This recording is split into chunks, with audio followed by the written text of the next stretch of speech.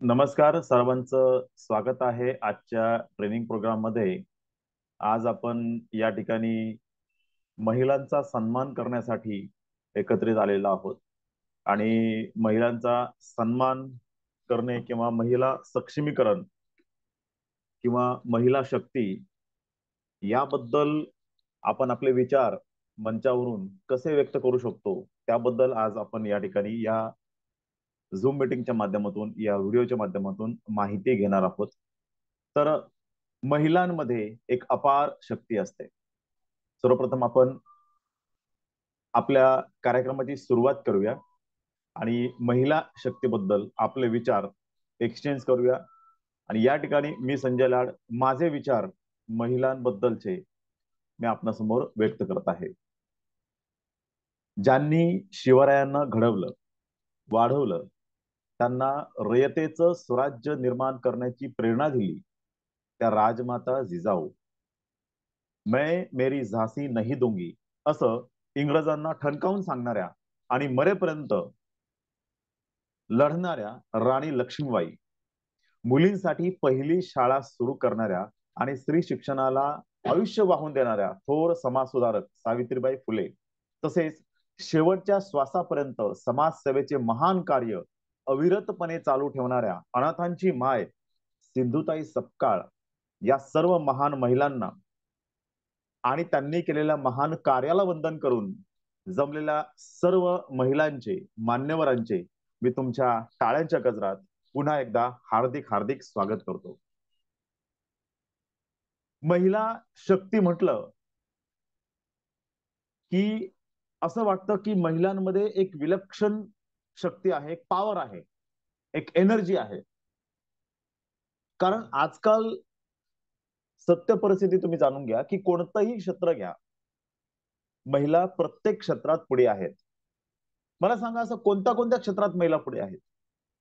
जसं आपण बघितलं, कला क्षेत्र असो, क्रीडा क्षेत्र असो, प्रशासकीय क्षेत्र असो, राजकारण असो, समाजकारण असो, औद्योगिक क्षेत्र असो किंवा इतर प्रत्येक क्षेत्रात महिलांनी त्यांच्या कर्तृत्वाचा, त्यांच्या पराक्रमाचा ठसा हा उमटवलेला आहे. म्हणूनच मला असं वाटतं, इतिहास सांगतो आमचा स्त्रीनेच शत्रू तडवला. इतिहास सांगतो आमचा स्त्रीनेच शत्रू तडवला. लक्ष्मीबाईने झाशीचा किल्ला लढवला. जिजाऊने राजा शिवछत्रपती घडवला. महाराणी ताराबाईने महाराष्ट्र भूमीत औरंगजेब रडवला. महिला या प्रत्येक ठिकाणी त्यांची बाजू, त्यांचं कर्तव्य चोख बजावतात. आता ही स्त्री म्हणजे कोण? तिचं अस्तित्व काय आहे? तिचं काम काय आहे? कोणकोणत्या ठिकाणी ती काम करते? तर उत्सवातही म्हणजे सणावारालाही राब राब राबणारी, येस और नो मला चार्टमध्ये उत्तर द्या. सणावारालाही राब राब राबणारी, नवऱ्यासाठी माहेरच्या सुखांचा त्याग करणारी, कुटुंबाच्या काळजीत संपूर्णपणे विसरलेली, कुटुंबालाच स्वतःचं विश्व समजणारी, सर्वांसाठी वेळ काढून स्वतःसाठीच वेळ नसणारी एक जिवंत सहनशील मूर्ती म्हणजे स्त्री. यातला एखादा पॉइंट तुम्हाला खूप आवडला तर चार्ट मध्ये रिप्लाय करायला विसरू नका. स्त्री म्हणजे ऑलराऊंडरनेस, स्त्री म्हणजे स्वतःच्या सुखांचा त्याग, स्त्री म्हणजे आईवडिलांना सोडून फक्त आणि फक्त नवऱ्याचाच विचार करणे, स्त्री म्हणजे आपल्यापेक्षा जास्त आपल्या लेकरांचा विचार करणे, स्त्री म्हणजे स्वतः उपाशी राहून कुटुंबाला जीव घालणे, स्त्री म्हणजे स्वतःचं आयुष्य विसरून आपल्या कुटुंबासाठी संपूर्णपणे समर्पित होणे. आज इतक्या मोठ्या संख्येने तुम्ही सर्व स्त्रिया या ठिकाणी उपस्थित आहेत. हीच महिलांची पॉवर आहे, हीच महिलांची एक शक्ती आहे.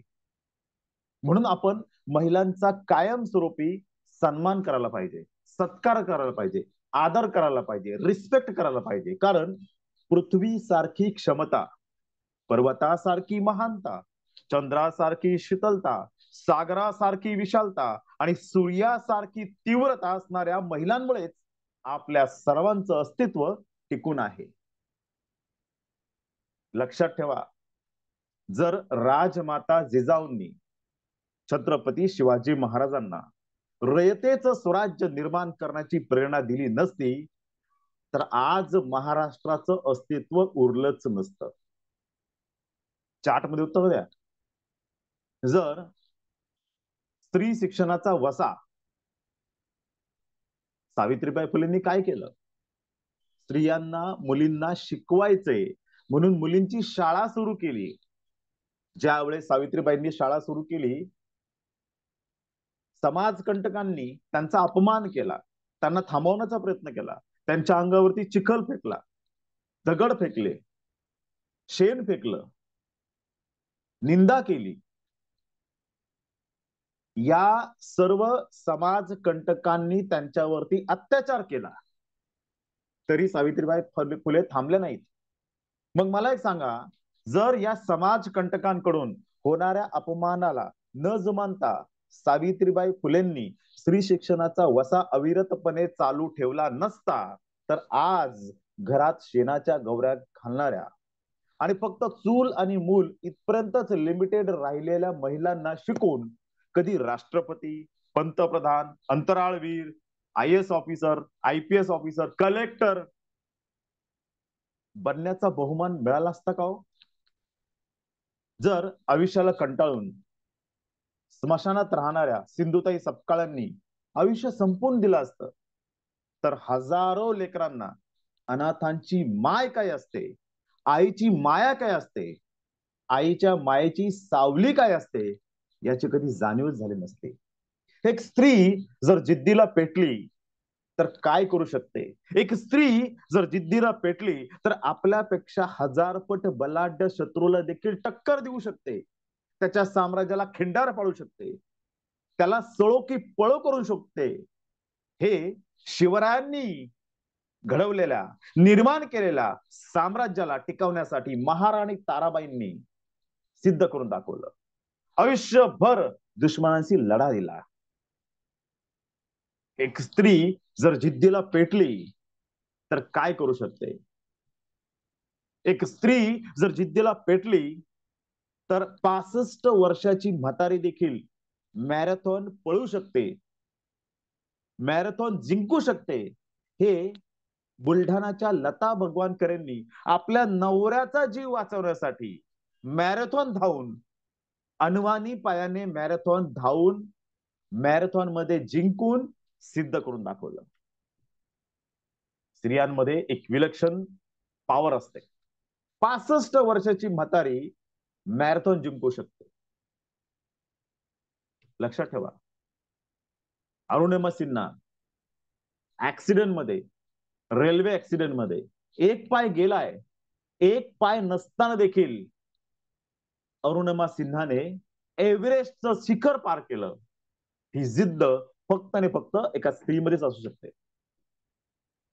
विल्मा रुडल्फ, विल्मा रुडल्फ लहानपणी पोलिओ झाल्यामुळे चालू शकत नव्हती, उभं राहू शकत नव्हती, धावू शकत नव्हती, परंतु तिच्या जिद्दीने तिला चालायला शिकवलं, धावायला शिकवलं, स्पर्धेमध्ये भाग घ्यायला शिकवलं. एवढंच नाही तर विल्मा जेव्हा मोठी झाली त्यावेळेस ती ज्या देशाच्या मार्फत ऑलिम्पिक मध्ये सहभागी झाली त्या देशाला तिने एकाच ऑलिम्पिक मध्ये 100 मीटर, 200 मीटर आणि 400 मीटर राऊंड मध्ये सुवर्ण पदक मिळवून दिलं.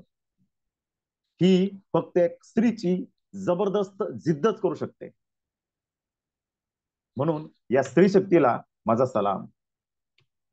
अशा अनेक विलक्षण बुद्धिमत्ता असलेल्या जिद्दीपणाच्या स्त्रियांचे उदाहरणं आपण आपल्या आजूबाजूला बघत असतो. म्हणून महिलांचं महत्व समजून घेणं गरजेचं आहे. महिलांचे वेगवेगळे पार्ट असतात. महिलांचे वेगवेगळे लाईफ मध्ये, आपल्या आयुष्यामध्ये वेगवेगळ्या लेअरला, वेगवेगळ्या ठिकाणी वेगवेगळ्या प्रकारच्या महिला येऊन आपलं आयुष्य सुख करत असतात. ज्याला स्त्री आई म्हणून कळाली तो जिजाऊंचा शिवबा झाला. ज्याला स्त्री बहीण म्हणून कळाली तो मुक्ताईचा ज्ञानदेव झाला. ज्याला स्त्री मैत्रीण म्हणून कळाली तो राधेचा श्याम झाला. ज्याला स्त्री पत्नी म्हणून कळाली तो सीतेचा राम झाला. प्रत्येक महान व्यक्तीच्या जीवनात आणि यशात स्त्रियांचा सिंहाचा वाटा आहे. म्हणूनच या स्त्री शक्तीला माझा सलाम. एक स्त्री, जसं मी तुम्हाला सांगितलं की जिद्दीला पेटली तर काहीही करू शकते. एक स्त्री प्रत्येक क्षेत्रात पुढे जाऊ शकते. ज्या ज्या क्षेत्रात पुरुष आहेत, पुरुषांचं वर्चस्व आहे, त्या प्रत्येक क्षेत्रात स्त्रिया जाऊ शकतात. येस ऑर नो चार्ट मध्ये उत्तर द्या.